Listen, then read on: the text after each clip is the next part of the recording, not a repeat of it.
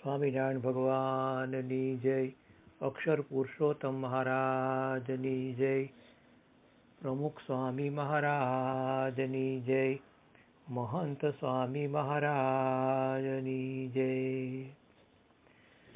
સ્વામિનારાયણ ભગવાને મધ્યના 58ના વચનામૃતની અંદર સંપ્રદાયની પુષ્ટિ કેવી રીતના થાય એ વાત આપણને સમજાવી છે. આપણે જાણીએ છીએ કે શરીરની પુષ્ટિ એ ઉત્તમ પ્રકારના ભોજન કરવાથી, સાત્વિક આહાર લેવાથી શરીરની પુષ્ટિ થાય છે.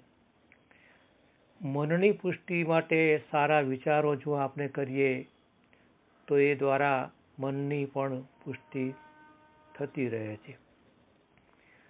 સંપ્રદાયની પુષ્ટિ માટે મહારાજ આપણને કહે છે કે એ માટે તો સાંપ્રદાયિક સાહિત્યનું વાંચન કરીએ, એ અંગે વિચાર આપણે કરીએ અને લોકોને આપણે એ વિશે સમજાવીએ તો સંપ્રદાયની પુષ્ટિ સારી રીતના થઈ શકે છે. આજે ટેલિવિઝન જેવા માધ્યમોને કારણે અને આ રીતના ઇન્ટરનેટના કારણે લોકોને વાંચનની ભૂખ લગભગ ખલાસ થવા માંડી છે. આજે લોકો પોતાના ઘરમાં પુસ્તકો રાખતા પણ ઓછા થઈ ગયા છે અને વસાવતા પણ ઓછા થઈ ગયા છે. કોઈ રાખ્યા હોય તો વાંચવાનું પણ ઓછું થઈ ગયું હોય છે. કમસે કમ સાંપ્રદાયિક સાહિત્ય તો પોતાના ઘરમાં વસાવવું જોઈએ અને વંચાવવું પણ જોઈએ. પ્રમુખ સ્વામીજી મહારાજ યોગીવલમાં સભામાં વિરાજિત થયેલા તો એ સમયે સભા સંચાલનમાં મેં ખાસ કહેલું કે બાપા, એક વિચાર મને આવે છે કે જે પરિવારમાં સાંપ્રદાયિક સાહિત્ય જો ન હોય ને તો એવા પરિવારમાં દીકરી પણ પરણાવી નહીં જોઈએ.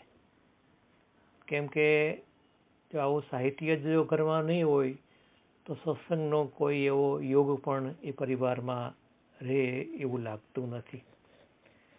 તો આ રીતના જેટલું આપણે સાંપ્રદાયિક સાહિત્ય વાંચવાનો આગ્રહ રાખીશું તો ખરેખર સાચા અર્થમાં આપણે ભગવાનના એવા ભક્ત ગણાઈશું અને અંતરમાં પણ આપણને શાંતિનો અનુભવ થશે.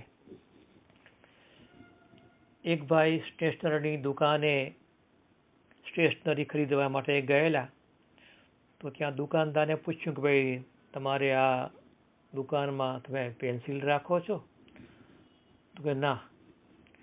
પછી કે ફૂલપટ્ટી રાખો છો? તો કે ના. પછી પૂછ્યું કે ભાઈ, બોલપેન તો હશે જ ને? તો કે ના, એ નથી. પછી પૂછ્યું કે આ રીતના તમે તમારી દુકાનમાં આ રીતના ફૂલસ્કેપ પાના રાખો છો? તો કે ના. કંપાસ બોક્સ રાખો છો? તો કે ના. પછી પેલા ભાઈએ પૂછ્યું કે ભાઈ, તાળું તો છે ને? તો કે તાળું મારી દો ને દુકાનમાં. બોર્ડ મારો છે સ્ટેશનરીની દુકાન અને વસ્તુ તો કંઈ રાખતા નથી આ રીતના. એમાં આપણે એમાં વિચાર કરવા જેવું એ છે કે આપણે સત્સંગી તરીકેનું બોર્ડ આપણે આપણા મગજ પર મારી રાખીએ છીએ, પણ જો સત્સંગ સાહિત્ય વાંચતા ન હોઈએ તો આપણે સત્સંગી ભાઈ ક્યાંના? તો આ ખાસ વિચાર ભાઈ કરવા જેવો છે ને. તો આ રીતના જેટલું આપણે સાંપ્રદાયિક વાંચન રાખીશું તો મહારાજ કહે છે કે સંપ્રદાયના ગ્રંથો વાંચવાથી સંપ્રદાયની પુષ્ટિ થતી રહે છે. કારણ કે એ ગ્રંથોની અંદર ભગવાનનો મહિમા હોય, ભગવાને કરેલી દિવ્ય લીલાઓ હોય, મનુષ્ય લીલાઓ હોય, એ દ્વારા આપણને ચોક્કસ શાંતિનો અનુભવ થાય છે. માટે મુક્તાનંદ સ્વામીએ લખ્યું ને, નિત્ય નિત્ય નવતમ લીલા કરતા અવિનાશી.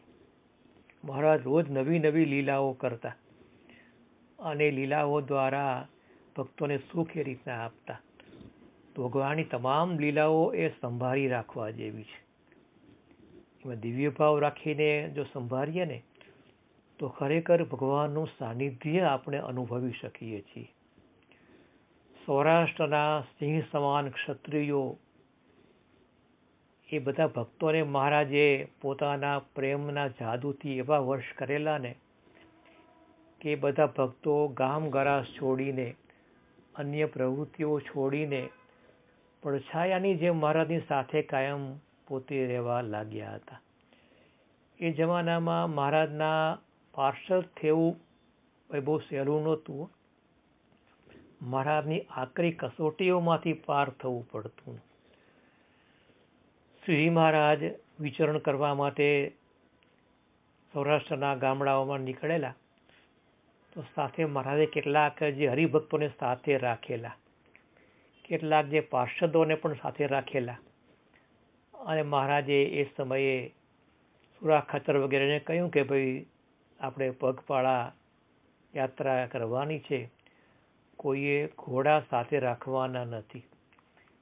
એ મહારાજના એ સંઘની અંદર સોમલા ખાચર, સુરા ખાચર, અલૈયા ખાચર, નાજા જોગિયા, માતરા ધધલ એ બધા દરબારો એ યાત્રામાં જોડાયેલા. સાથે દરબાર આઈના ભગુજી, રતનજી એ પાર્ષદો એ પણ એ યાત્રામાં જોડાયેલા. એ સમયે સૌરાષ્ટ્રના ભક્તોની સમજણ બહુ સારી હતી. બધા જ પરસ્પર મહિમા સમજતા અને ભક્તિનો અનેરો એ લોકોને સ્વાદ આવતો હતો. જ્યાં આગળ આ સંઘ મહેમાન થાય ને તો એ સામેના ઘરના યજમાનો એવો રાજી થતા, આનંદ પામતા. જો આજે મહેમાનો ઘરે આવે ને તો લગભગ આપણને ગમતું નથી હોતું. એમાંય જમતી વેળાએ કોઈ આવે ને તો વળી સાવ ન ગમે. પણ આ બધા ભક્તો તો બહુ મહિમાવાળા હતા યજમાનો. એ આ સંઘ આવે તો આગતા સ્વાગતા સારી રીતના કરતા, એને ગામી ભાગોળ સુધી લેવા માટે જતા, પાછા વળવા પણ જતા. બહુ મહિમાથી તેઓ આ બધી સેવા કરતા અને રોજ નવી નવી રસોઈ બનાવીને આ સંઘને જમાડતા. મહારાજ એ સમયે આગળથી એ યજમાનોને ગામો ગામ કહી દેતા કે અમારા સંઘના દરબાર ભાઈઓને દૂધ ચોખા વધારે ફાવે છે, તો દૂધ ચોખાની રસોઈ બનાવજો તો બધાને વધારે ગમશે. એ કદાચ શક્ય ન હોય તો ખીચડી કરો તોય ચાલશે, પણ ચોખા ખાસ વધારે ઉપયોગ કરવાનો.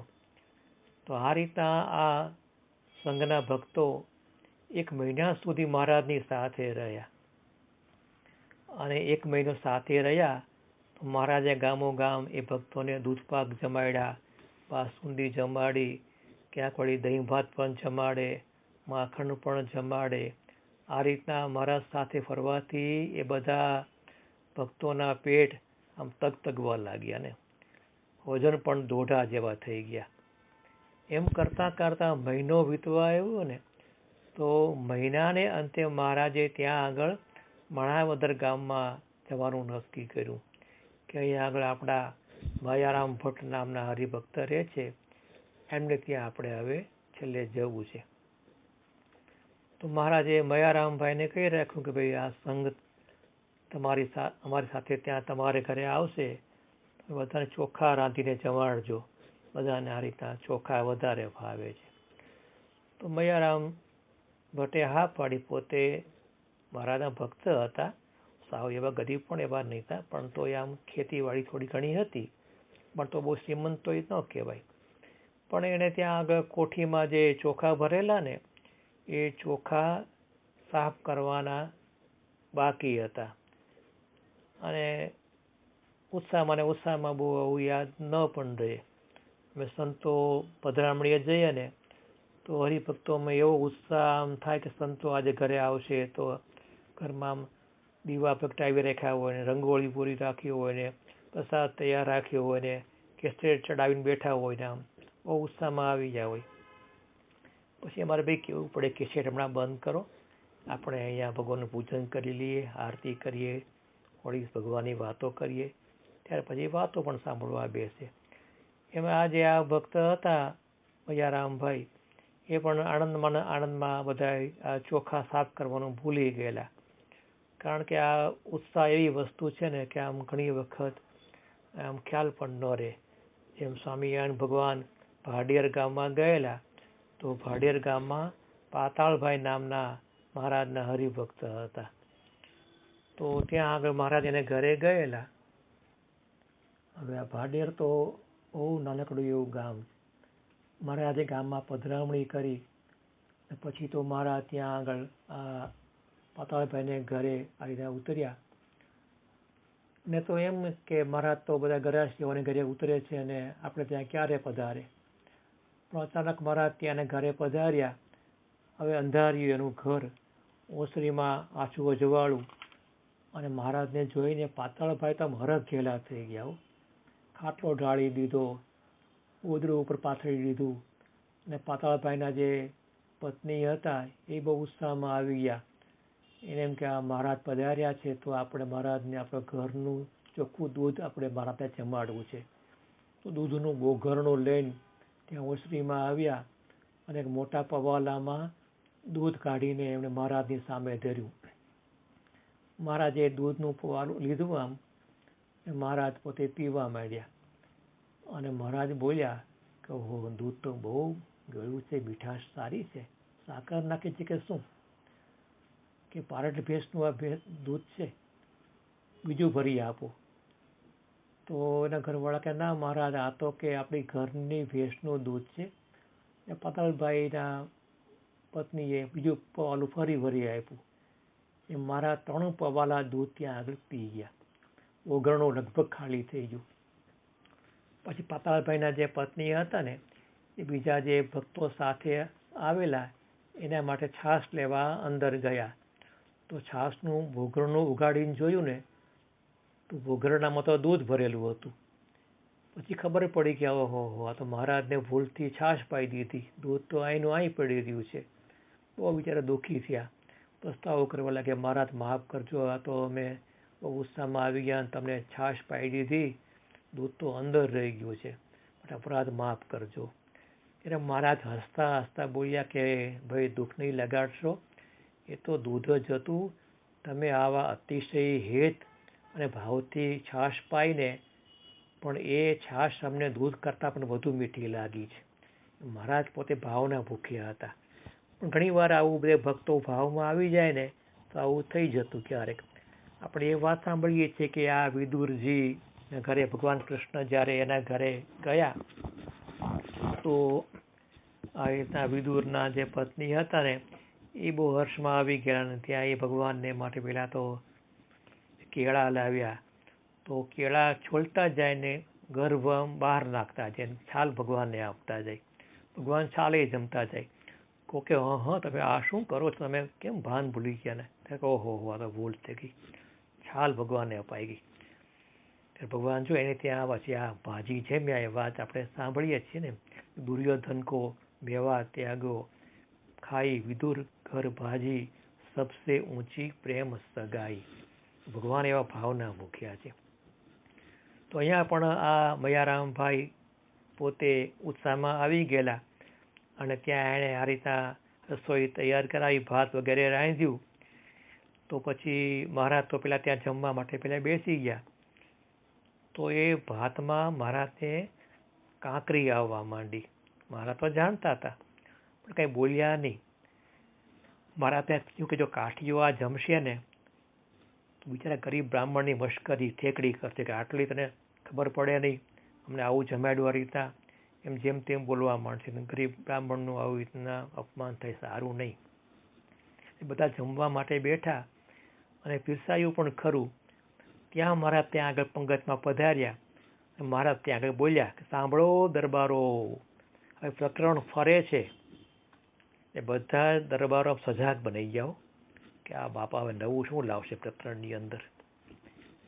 ત્યારે મહારાજ વળી બોલ્યા કે આજે એવું પ્રકરણ ફેરવીએ છીએ કે આજે જમતા જમતા જે ચાવે તે વિમુખ ગણાશે. બધાને નવાઈ લાગી કે આવું પહેલી વખત મહારાજ પ્રકરણ કાઢ્યું, આ રીતે જમતા જમતા ચાવવાનું નહીં અને એમ નામ ખાઈ જવાનું, એવું કેવું. પછી જ્યારે બધા દરબારો ખાવા માટે બેઠા ને ત્યારે ખ્યાલ આવ્યો કે આ જમતા જમતા કરડ કરડ અવાજ કંઈક આવે છે, પણ હવે બોલાય તો નહીં.